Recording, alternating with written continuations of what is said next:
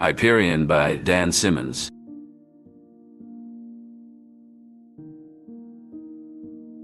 The pilgrimage begins. The air was thick with anticipation as the pilgrims gathered at the foot of the time tombs, those enigmatic structures on Hyperion, believed to be moving backward through time and linked to the legendary Shrike, a creature of blades and thorns with dominion over time itself. Among the assembly stood Colonel Fedman Kassad, a soldier of the force from Mars, known for his strategic prowess and a personal vendetta against the Shrike. His eyes were not searching for the enemy ousters, humanity's adversaries who rejected the hegemony to live in space, but for a glimpse of the enigmatic Moneta, a chapter in his story yet to be written. Beside him, the poet Martin Silenus, once wealthy and now seeking the muse for his masterpiece, muttered verses under his breath, his gaze lost in the distance, perhaps seeking the muse that had long eluded him. "Are we truly ready for this?" whispered Father Lenar Hoyt, his voice barely audible over the hum of the wind. He clutched a small, worn book to his chest, a token from the exiled Father Paul Duray, who had ventured alone to meet the mysterious Bakura tribe. Kassad turned to Hoyt, his expression solemn. "Ready or not, the Shrike waits for no one," he said. "And neither do the ousters, those who chose the stars over the hegemony's rule, now a constant threat in our skies. We must move forward." Silenus laughed, a sound that seemed both merry and mad.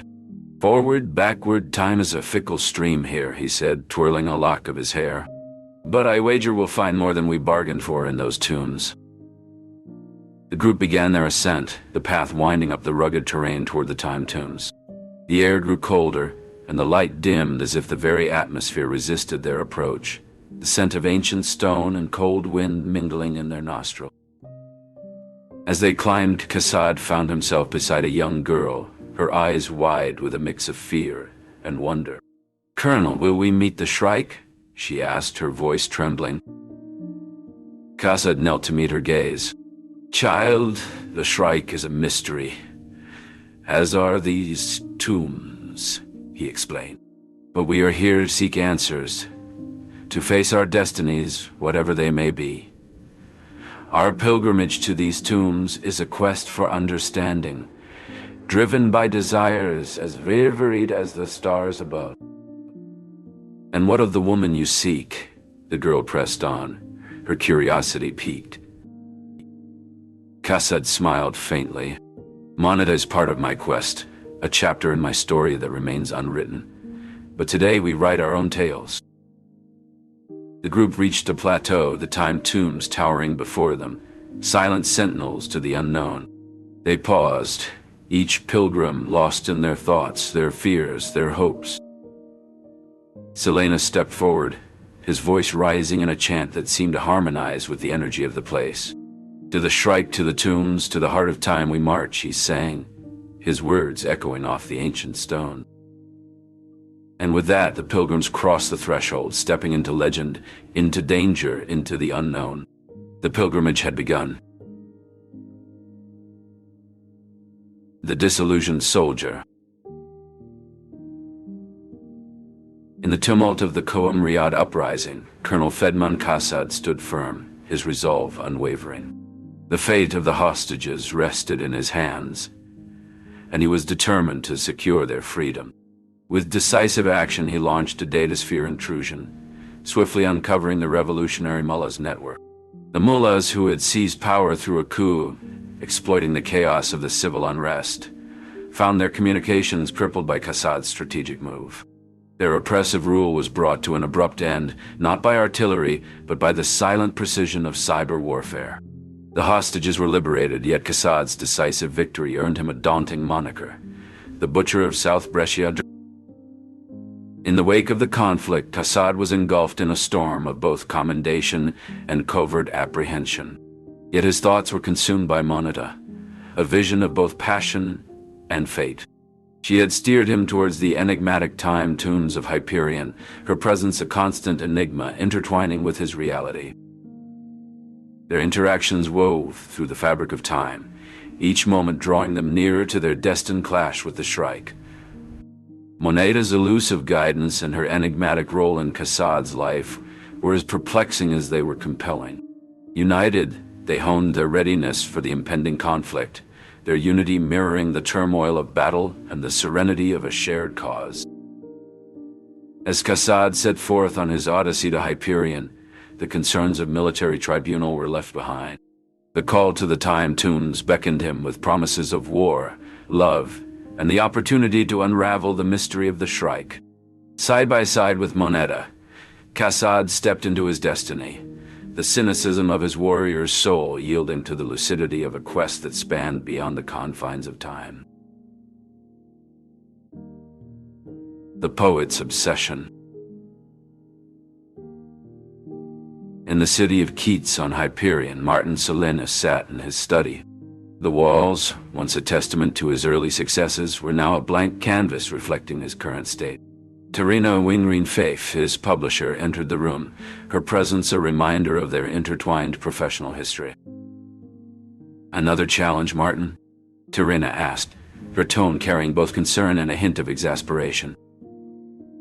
Martin, looking up from a blank page, responded with a tired smile. "Challenges are just opportunities in disguise," he said, setting the page aside. Terina took a seat, her demeanor businesslike. "It's about adapting, Martin. Your work must evolve." He nodded, acknowledging her point. "Evolution is inevitable," Martin agreed. "Like the time tombs, ever-changing and enigmatic." They shared a moment of understanding, both aware of the stakes. "Just remember the balance between legend and reality," Terina advised. Martin stood, his determination clear. "I'm aware of the risks," he assured her. "But the call of the muse is too strong to ignore." Acknowledging his resolve, Terina offered a supportive nod. "Then follow your muse, but tread carefully," she cautioned. Martin's journey had already begun, his path leading him towards the mysteries of Hyperion, driven by a passion for his art and a quest for new inspiration.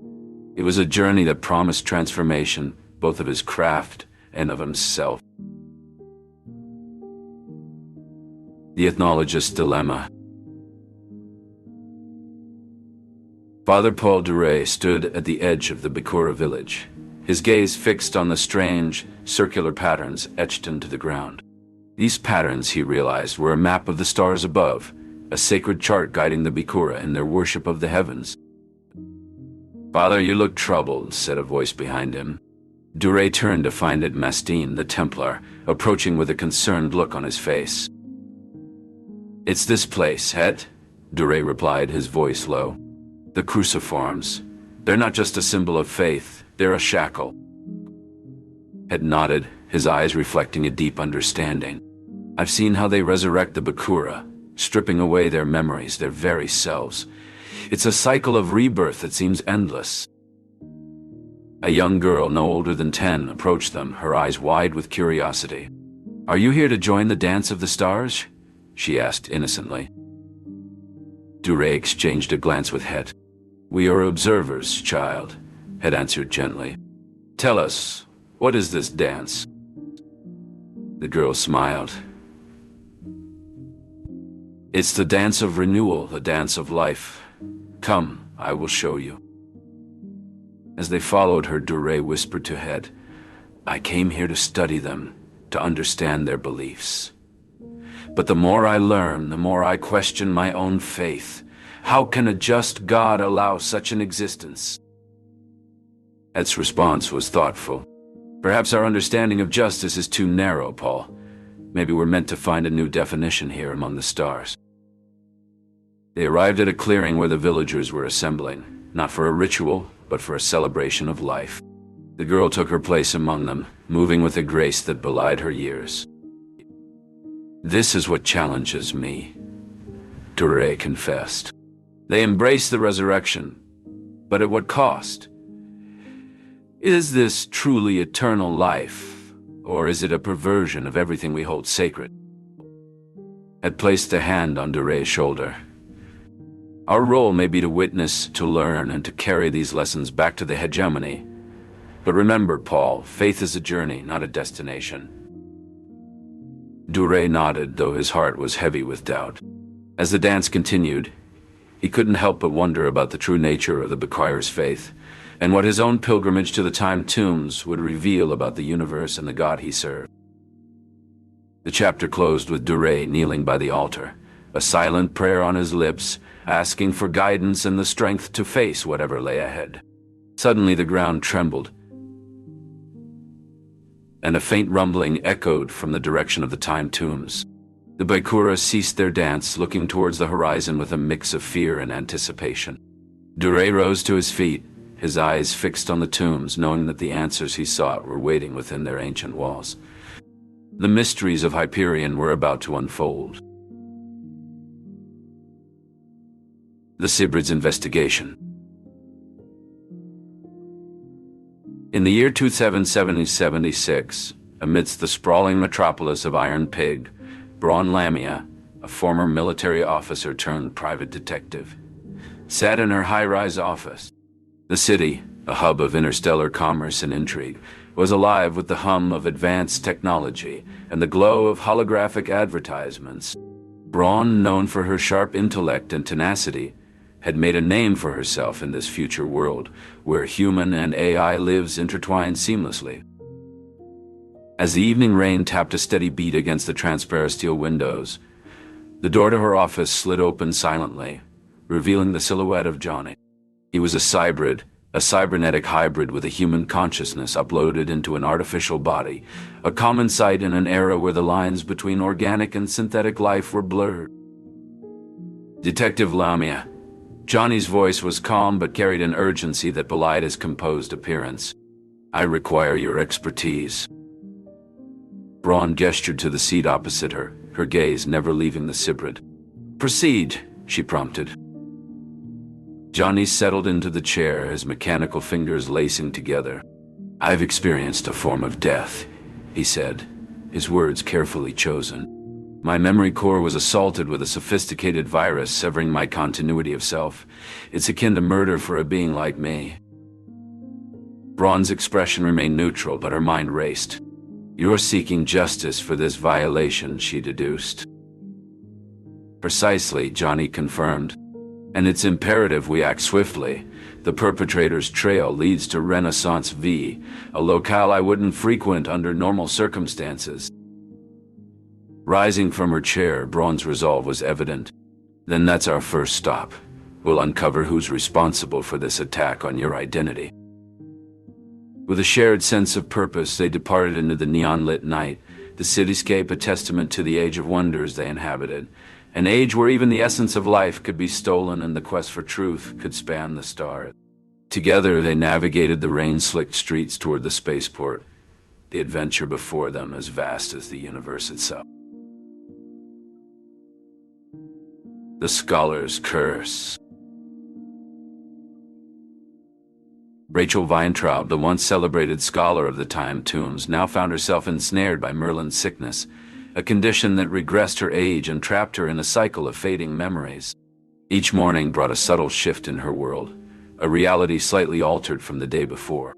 Her room, a sanctuary lined with ancient artifacts, was a testament to her former life. A life where she stood on the cusp of unraveling the enigmas of the Sphinx and the anti-entropic fields that govern the Time Tombs.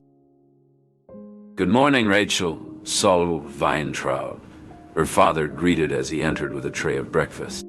His presence was a constant in her fluctuating existence, his eyes betraying the weight of his silent concerns.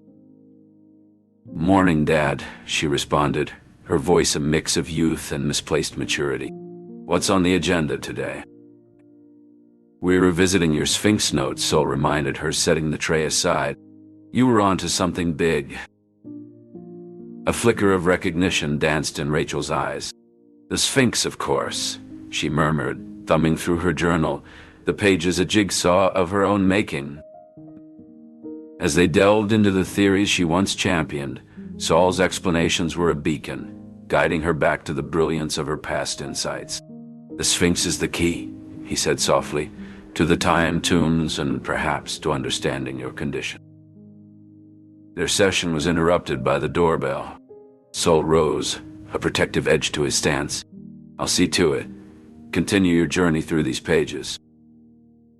Left alone, Rachel's gaze settled on the relics around her. The faded hieroglyphs on a shard of pottery, the intricate carvings on a metallic orb, each piece a fragment of history and a clue to the puzzle she once sought to solve. A knock at the door drew her attention. Nikki, her childhood friend, now a mother of two, stood there, her vibrant energy a stark contrast to Rachel's static world. "Hey, Rach," Nikki greeted, her smile tinged with a sadness that spoke volumes of their altered friendship. "Hi, Nikki," Rachel replied, her mind grappling with the disparity in their ages. "Do you remember when we decoded the mural at the dig site?" Nikki nodded, a shared memory surfacing. "You were brilliant, deciphering the symbols that eluded everyone else." Those words, a reminder of her former glory, fueled Rachel's resolve. With each passing day, she relearned her life's work, piecing together the knowledge that slipped through her fingers like grains of sand. And in her father's hopeful gaze, there was a silent vow to overcome the curse of Merlin's sickness, to reclaim the time that had been stolen from her. The consul's regret. The consul stood at the edge of the sea of grass, his eyes tracing the horizon where the first light of dawn was beginning to break. "Beautiful, isn't it?" came a voice from behind. It was Braun Lamia, her detective's gaze never missing a detail. "It is," he replied. "It reminds me of Miriam, my partner in dreams and rebellion, before the hegemony tore us apart. I chose my duty over our shared future, a decision that haunts me." Braun nodded, prompting him to continue. As they walked back to the camp, the consul shared his story. He spoke of their plans to explore the stars together and how he left to serve the hegemony, never to return. Miriam moved on, leaving him with a lifetime of what-ifs. "And the hegemony, do you regret serving them?" Braun asked. The consul's face hardened. "I regret it every day. I witnessed their ruthless expansion, their disregard for the sovereignty of worlds, and the suffering caused by their military interventions. I was a cog in their machine, and I did nothing to stop them." Well, they reached the camp where the others were preparing for the day's journey. "We all have our regrets," he said. "But today, we have a chance to make things right, to face the Shrike and seek redemption."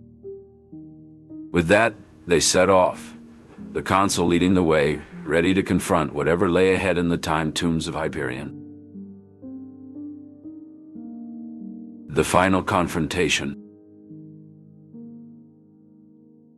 The air was thick with tension as the pilgrims stood before the time tombs, their faces illuminated by the eerie glow of the structures. In the distance, the remnants of a conflict, unrelated to their current quest, echoed faintly, a stark contrast to the calm at the edge of the world. "Are we really going to do this?" Braun Lamia asked, a note of uncertainty in her voice. "It's why we came," Saul Weintraub replied, his attention fixed on his daughter Rachel, who sat playing with pebbles on the ground, unaware of the gravity of their situation. The consul stepped forward, his gaze locked on the largest of the tombs. "We've come too far to turn back now. The Shrike. It has to have the answers we seek." Martin Solanus scoffed. "Or it'll skewer us on its tree of pain. Poetic, isn't it?" Father Lenar Hoyt clutched the cruciform hanging around his neck. "We must have faith," he murmured. Colonel Kassad remained silent, his posture alert yet composed. The Shrike was an enigma, and he was prepared for whatever encounter lay ahead. Suddenly the ground trembled and a low hum filled the air.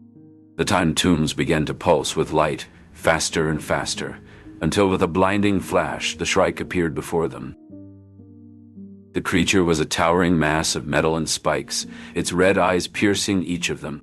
It was said that the Shrike knew no mercy, yet as it advanced, there was a pause, a moment where its intent seemed to shift from predatory to inquisitive. "Wait," The consul's voice was firm. "We didn't come to fight. We came to ask." The Shrike halted, tilting its head as if considering their words. "We each have something we need," the consul continued. "Answers, redemption, a cure. You can give us these things."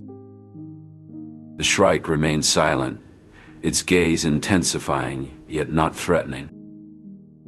Rachel looked up, her eyes clear for the first time in years. "Can you help me?" she asked, her voice small but steady. The Shrike turned to her, then to each of the pilgrims in turn. It seemed to weigh their pleas, their hopes, and their fears. And then, without a word, it reached out. Not with claws or blades, but with an open hand. One by one, the pilgrims stepped forward, placing their hands in the Shrike's.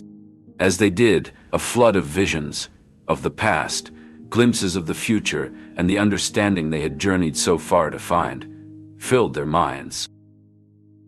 The war, the time tombs, the Shrike, all were part of a larger tapestry they were only now beginning to comprehend.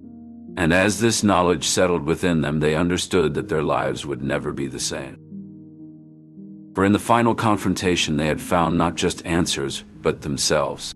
It was an internal awakening, a realization that they were ready to face the world anew, equipped to change the course of history itself.